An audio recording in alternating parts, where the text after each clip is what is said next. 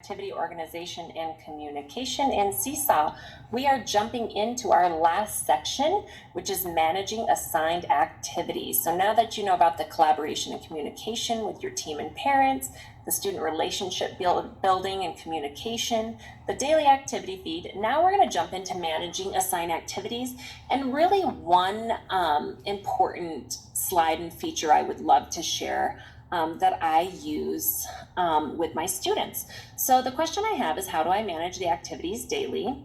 So you need to decide how you're going to manage those activities with two questions. You're going to ask yourself, when am I going to approve activities? And when do I like and comment? And like I told you before in the previous trainings, is that my team only pushed out in remote learning 2 to 3 activities a day.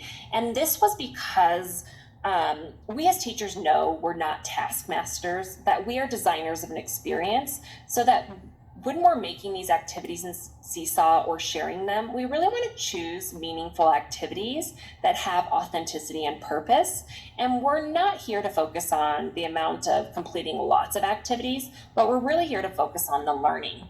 And when we are jumping into that, you're going to click that red approval bar and you have an amazing feature in here. So you definitely need to decide. I set aside a time every single day in the evening to like and comment on students' works and approve their activities. But jumping into that, I'll jump into my student feed really quickly, because it's really important for me to show you, like when I would go into an item, so here, let's pretend Batman had this, I approved it, I've liked it. It's that comment feature. And this is really powerful in remote learning. One, because we don't see our students every day. So this connection and this voice that they can hear through the comment box is pretty powerful. So you could type, great job, if you wanted to.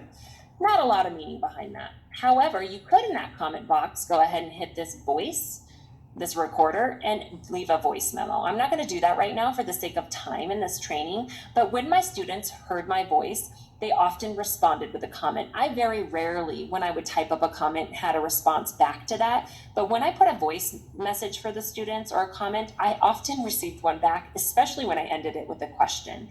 If you feel like you're getting stuck in this and you need some ideas, I will definitely link into this training. I have a great parent, teacher, and student comment idea page. I've used this for the past 4 years.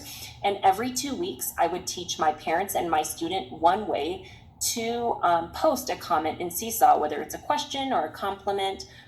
3 years ago, my students came up with the DAB. It was deliver a compliment, ask a question, and be positive. And this just allowed students in the comment box when we were in class to comment, but also taught my parents how to comment as well. So I hope you find this useful and meaningful, and definitely jump in and enjoy managing those activities and really just choosing what's best for you when you are managing activities and commenting back with students. I hope you enjoyed this session.